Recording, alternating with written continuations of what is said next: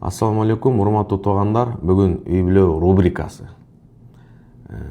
Кечке эле аялдарга эле ар нерсени айтып бересиңер, эркектерге айтылбайбы деп Чубак устазга да көп кайрылат эле, Максат устазга көп кайрылгандар болот, бизге да жазып калгандар болот. Эми 500 миңдей катталуучу бар, арасынан эркектерге да айтып койбойсуңар деп. Мен эми шарият маселесин устаздар айтат, мен алым эмесмин, мен өзүмдүн көз карашым менен айтып коеюн.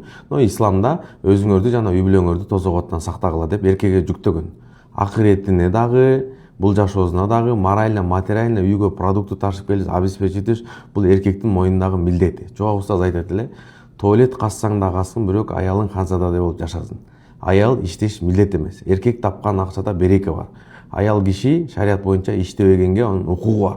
Эркек багыш керек. Экөөбүз тең иштейбиз, экөөбүз тең акча табабыз дегенге аял көнбөй үйдө отуруп алса дагы бул туурараак болот. Эми Пайгамбарыбыз айткан, силердин эң жакшыңар аялыңарга, үй бүлөңөргө жакшы мамиле кылганыңар. Той сиз күн түн иштеп, уктабай таап келген акчаңыз, үйгө алып келген продуктуңуз эң чоң садака, эң чоң сооп, мындан өткөн үйгө жумшаган акчадан, аялыңызга берген акчадан башка да чоң сооп жок. Эң чоң сооптордун бири бул. Бул бир.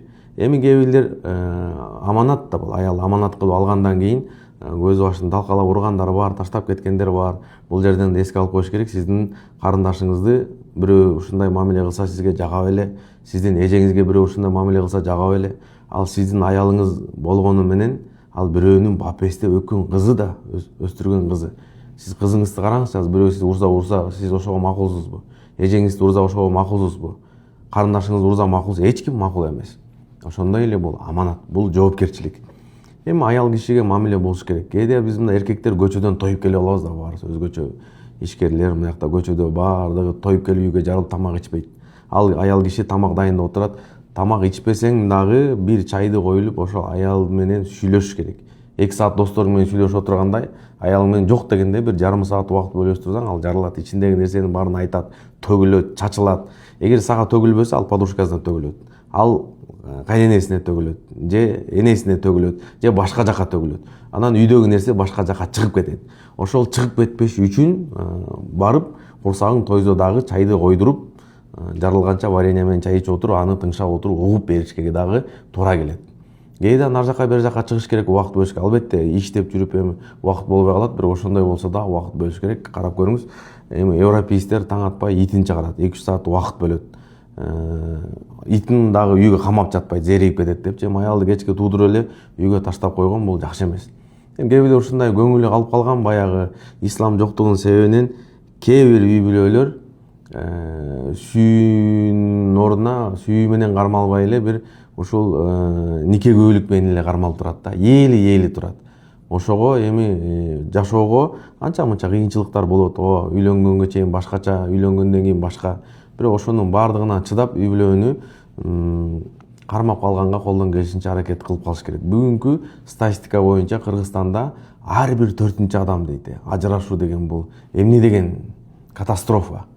Эгер ушинтип шайтандын эң чоң иши бул адамдарды ажыраштыруу экен.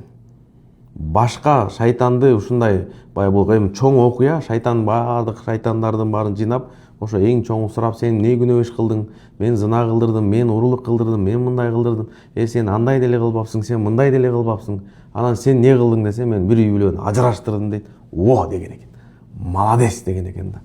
Өзү трондон туруп, мына тронго өзүн отургузган экен да. Биз кичине проблема болсо эле ажырашканга аракет кылабыз. Бирок негеден келип чыгат, ошол сүйлөшүү жоктугунан, бири-бирине көңүл бурбастыктан келип чыгат деп эле ойлойм.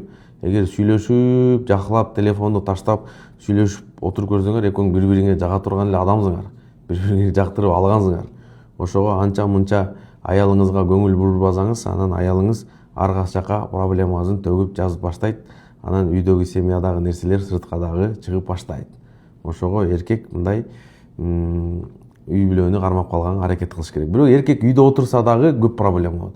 Сиз мындай сапарга көп чыгып туруш керек, сагынуу болуп туруш керек. Кечке эле үйдө жата берсеңиз, айтышы уже анан пардаларга кирип, кухняларга кирип, кастрюльдардын ичине кирип, ошолор менен курулуп, анан уже мындайча айтканда аялдын сыфаты кирип баштайт. Сапарда болуп турсаңыз, ортодо мокобот ойгонот.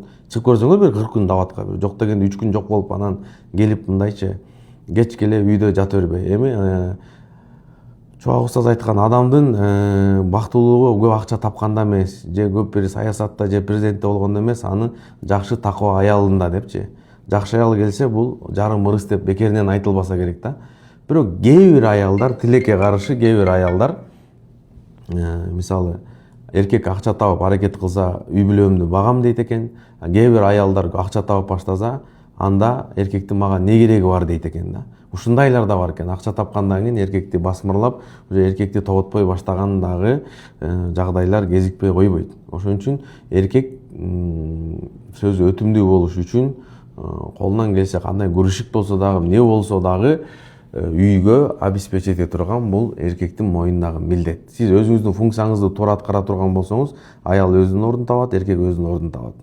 Анан таппай турган болсо, ордуна келбей турган болсо, сиз баардыгын кылып атсаңыз дагы ашыкча отуруп аткан болсо, анда бул башкача маселе.